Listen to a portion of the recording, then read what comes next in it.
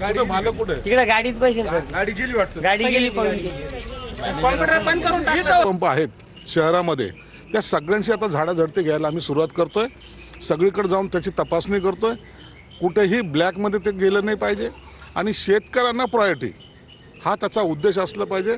म्हणून मी सुद्धा मुद्दाम या ठिकाणी आलेलो आहे आणि थोड्या वेळातच ही सगळी कारवाई सुद्धा या ठिकाणी होईल. या पेट्रोल पंप चालकावर नियंत्रण कोण करणार असा एक प्रश्न आहे.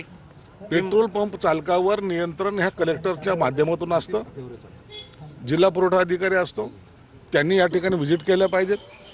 प्रत्येक वेळेला पालकमंत्री किंवा कोणी राजकीय पुढारी जाऊन त्या पेट्रोल पंपवर धाडी टाकणं हा आमचा उद्देश नसतो. म्हणून आता कलेक्टरांना मी सूचना दिलेल्या आहेत. कलेक्टरांनी आता ज्या ज्या ठिकाणच्या तक्रारी येतील त्या ठिकाणी त्यांची टीम पाठवून त्या सगळ्याची चौकशी केली पाहिजे.